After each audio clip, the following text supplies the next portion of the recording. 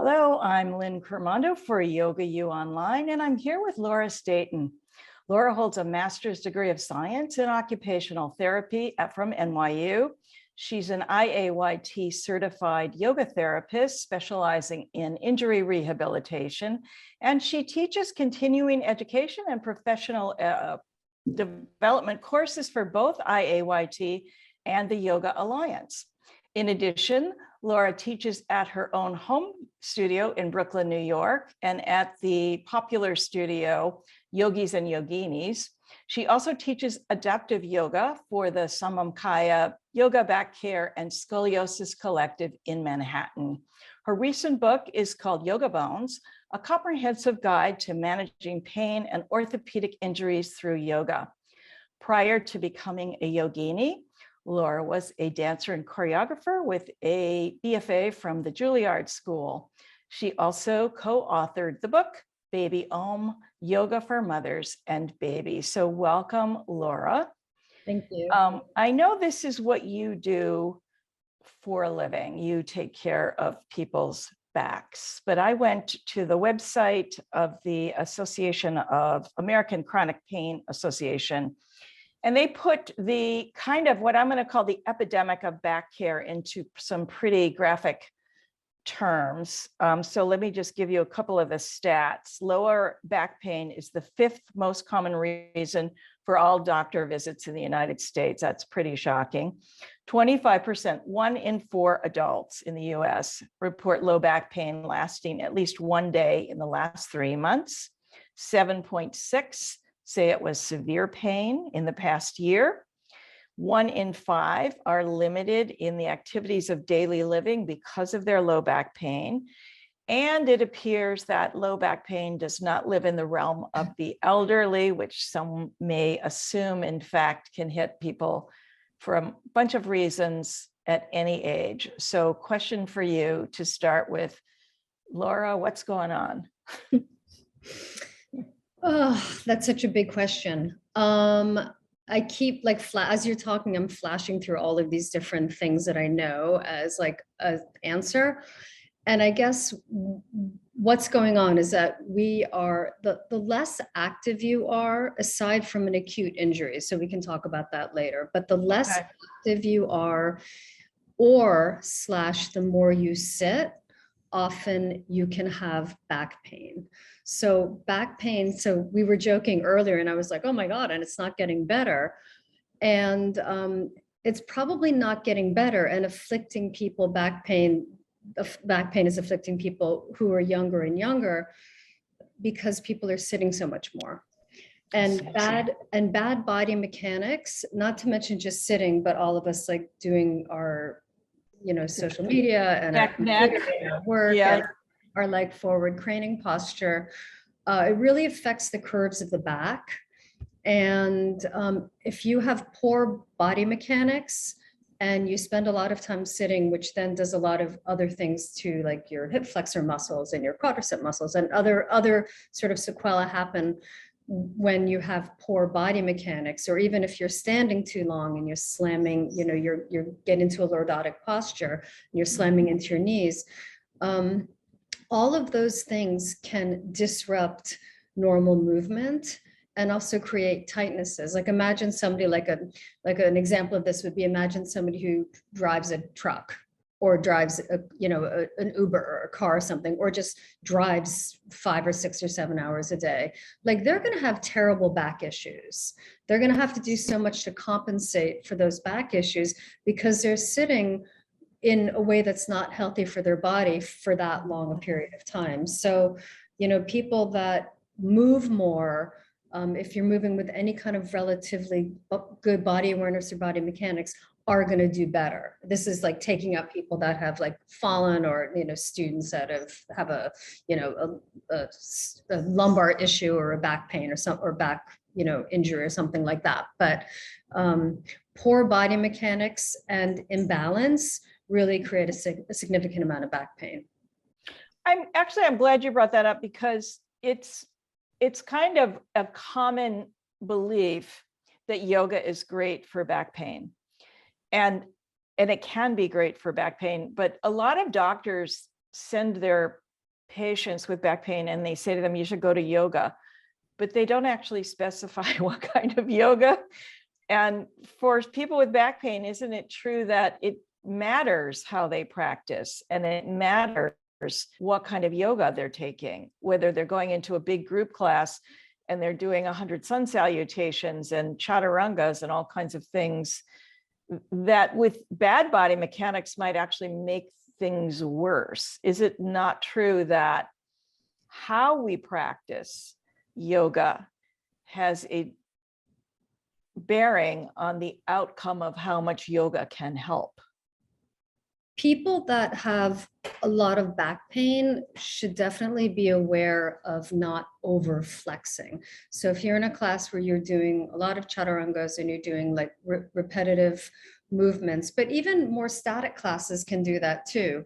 But if you're not, often people with back pain have weak backs, and they have weak backs, but also a weak back can be a tight back. You know, you could be like, well, my back's not weak, it's very tight. But a tight back is also a weak back because the muscle fibers aren't responsive. Just like an overly long muscle is also a weak muscle because those muscle fibers aren't responsive enough because they're overly stretched. So you have to have body mechanics and learn to have a yoga practice where as much as you can, you balance strength and you balance stretch. And unfortunately, I'm not any exception, even though I do yoga and I teach this, where you can overemphasize stretching. And that can happen in any kind of class or any style of class. It doesn't have to be, you know, XY type of class or this kind of class.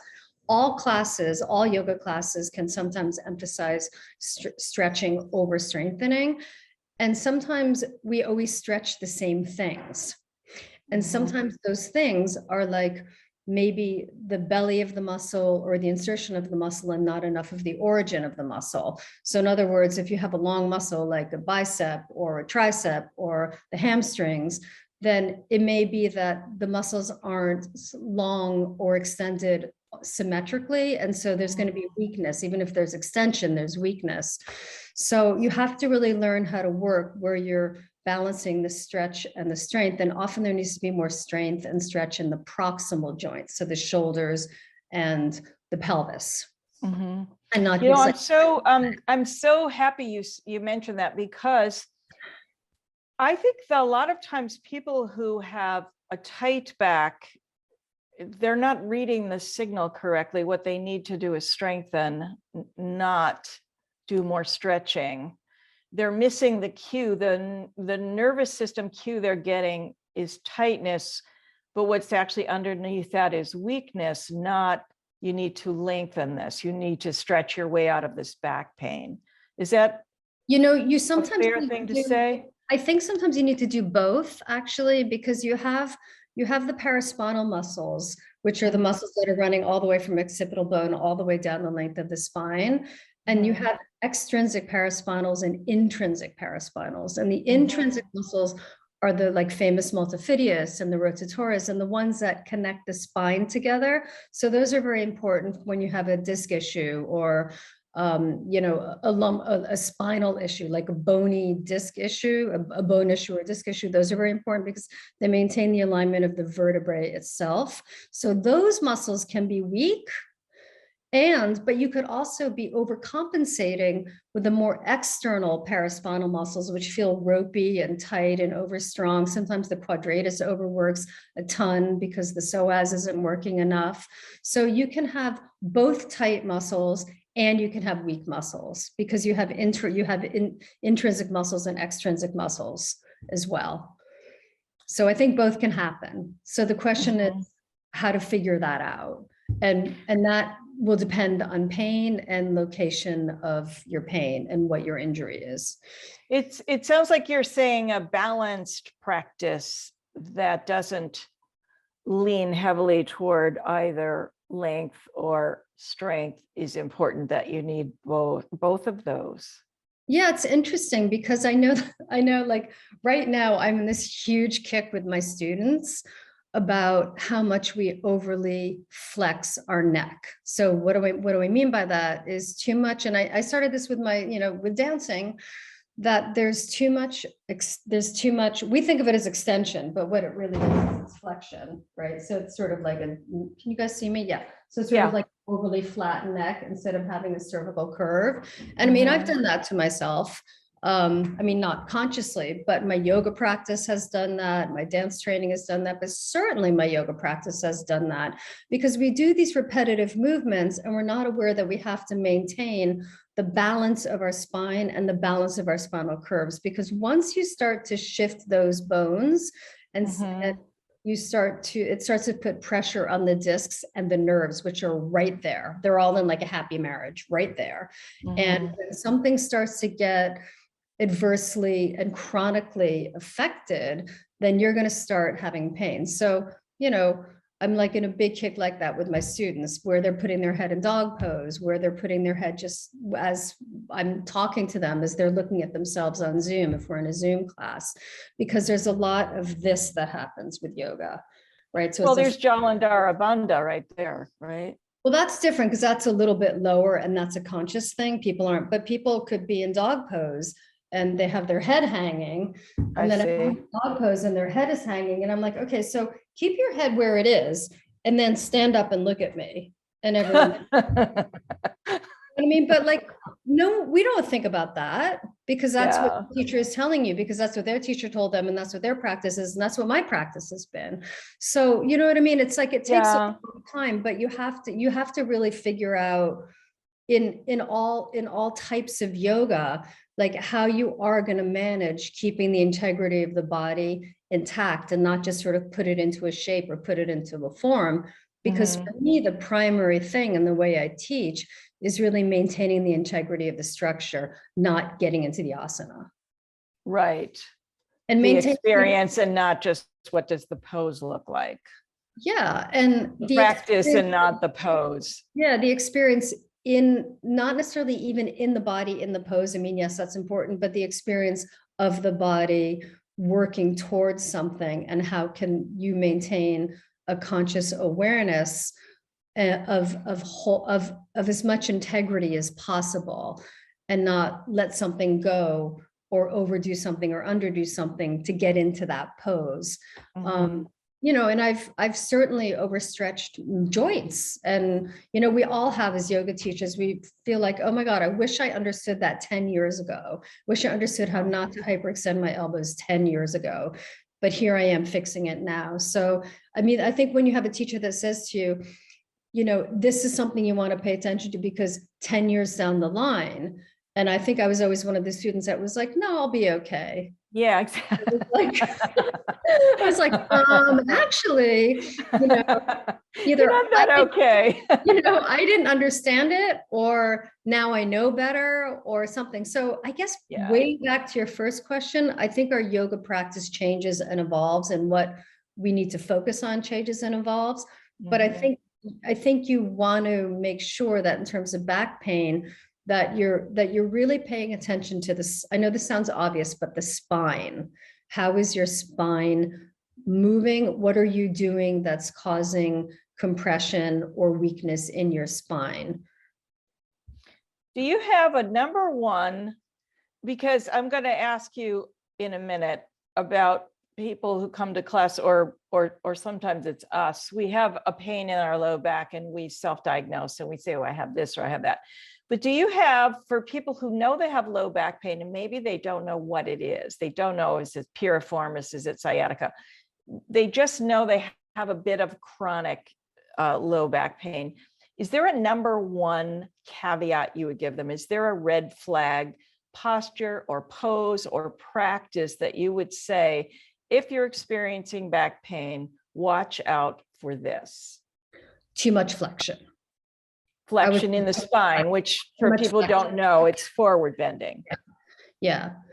I mean, the spine needs to be decompressed. You know, in the 70s or 80s or whenever it was, you had all these gravity with these tables with the boots. Right? I always feel like I want one of those, because, you know, it's hard to, you can't throw everyone can't do a headstand or a shoulder stand, and not everyone can hang or has ropes. And so not everyone can do that either. But the spine needs to be lengthened and decompressed. And if you think about just your head, for instance, your head is 10 to 12 pounds, depending on your head and your gender and your size. And our neck and our cervical muscles back here, are like intrinsic extensors back here, are working sometimes 16 hours a day. In fact, are working 16 hours a day with no rest, holding up your head.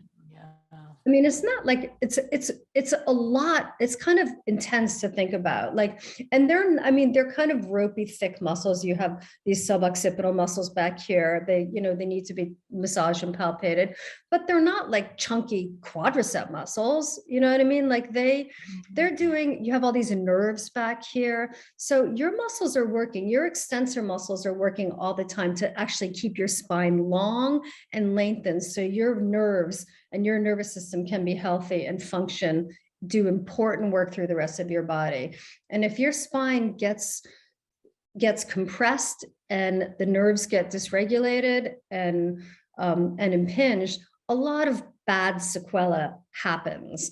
And so I think the spine really needs to be long. And when you overly flex, you put a lot of tension on the posterior body, which is the nervous system, where the nerve roots come out of your spine. Interesting. Nervous system. So, so I think spinal decompression, in my book, I have hanging on, I tried to do it so people could do it in their home, like hanging on stairs, or, a lot of just sort of hanging from your door, or just things. They have those bars that people put up in their doors for push-ups. You could do that just for hanging and decompression, I guess. Yeah, you could do that. I mean, even like hanging from a counter or something, or like a kitchen sink and bending your knees. Like, people need to lengthen their spine. They need to strengthen their spine, they need to lengthen the spine. So too much flexion and too much sitting are killers for your back. So that's, I guess, sort of like a number one thing. And then how you go about strengthening your back, and how you describe your pain. So it's very important to start to understand language of pain. Like, there are so many, it's not just my back hurts. Like, what is the quality of pain?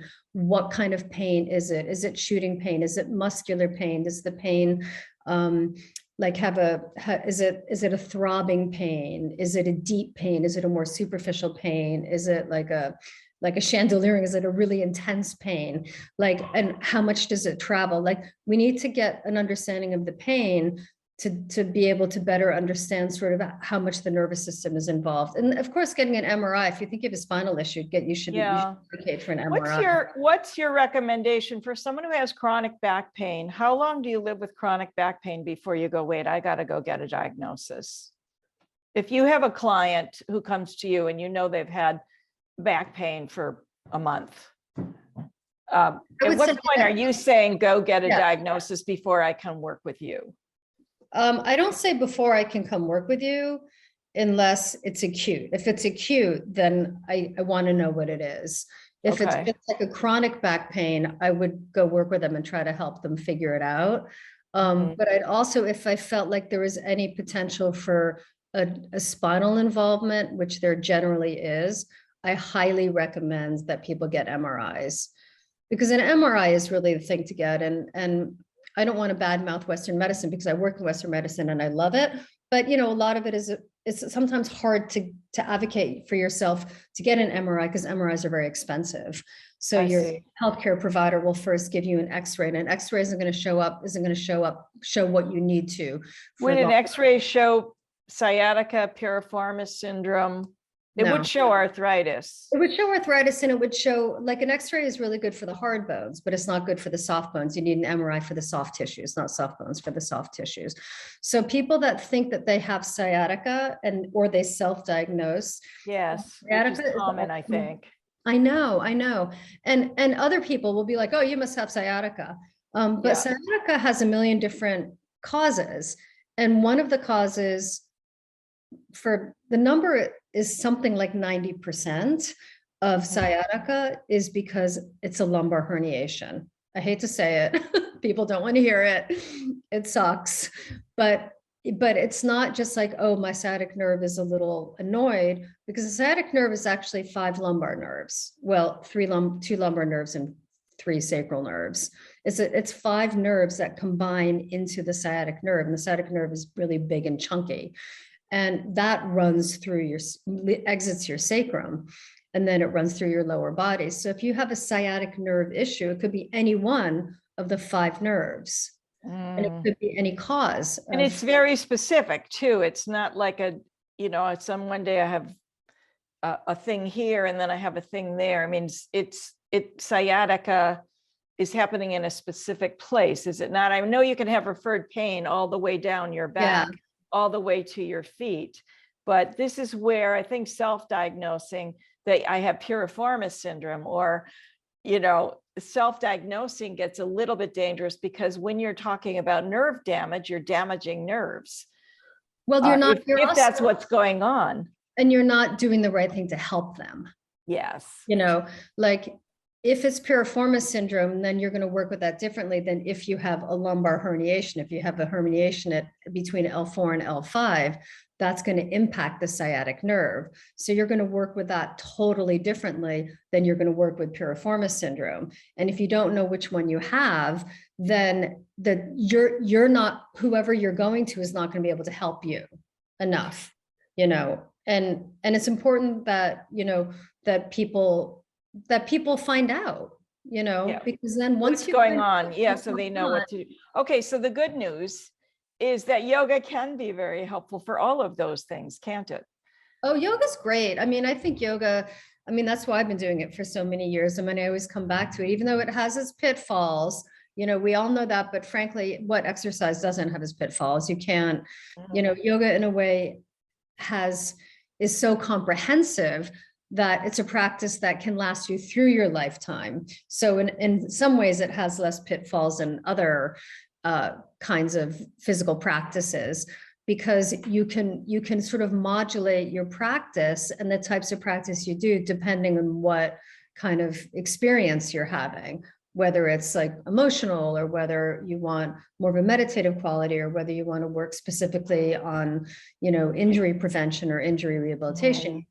You can modulate and modify your practice with yoga. And yoga offers, we're speaking to the choir, but yoga offers you the capacity for doing that. So yoga is fantastic for back health, and also because yoga really works on anti-gravity muscles, which are important for you to be able to stand upright. So we need to have good posture. Yeah, the other thing I know that you've done a lot of work with is to try to optimize the physical as well as the emotional and the mind body, the whole picture, not just looking at someone as a sciatic nerve, but actually looking at a whole individual. And yoga has so many tools to address things. Yes, no, absolutely.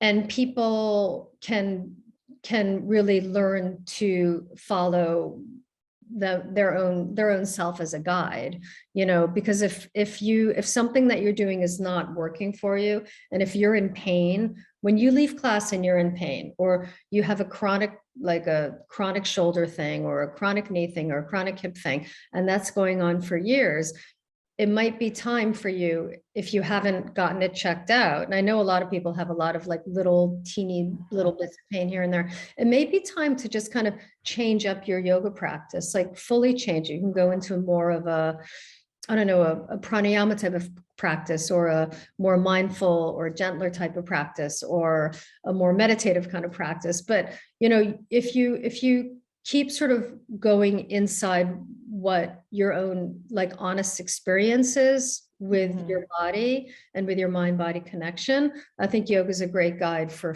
you following that. And sometimes we need a hardy physical practice, and sometimes we don't. And I think part of what you're saying is yoga can help us learn to listen better. Yes. To pay better attention to what our bodies are actually saying, rather than what somebody says, or now you're going to be teaching a class that is going to help to decipher some of these things, because it is a little bit of a big hub there. So you're going to be teaching a class called Love Your Lower Back, Yoga TLC for Sciatica and Herniated Discs. It sounds like we'll be getting some good information about how to read those tea leaves that the body is sending out. Is that true? I think it took a long time. I think I learned this more and more as I was writing Yoga Bones. Like, I think we ask ourselves a lot as yoga teachers because we feel like we sort of have to know how to manage everything. And, yoga for herniations or yoga for sciatica is do these 5 poses. And I think it's important to know what you're working with and why. Because there's obviously not a one size fits all for anyone or for any diagnosis.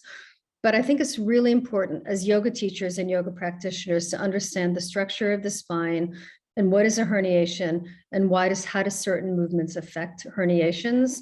And then you can kind of put it together with a yoga practice and put it together with the sensory and sort of neural experience, nervous system response of your students. So kind of what you're working with. So it's not just like, oh, if you have piriformis syndrome, do pigeon. Yeah, do this. Yeah. That we don't want to teach that way, and you don't want to practice that way. And yet, how do we have this information? Like, how do you get this information? So I just started to really be interested in for yoga teachers, yoga practitioners, yoga therapists, myself included, as I keep learning. How do we get enough information to actually really help ourselves and really help our students? Not just like, I think this. Yeah. So you're going to cover first of all, I think you're going to cover some basics just about the spine, which is such valuable information, some foundational information. Yeah. That anybody who has a spine could use, correct?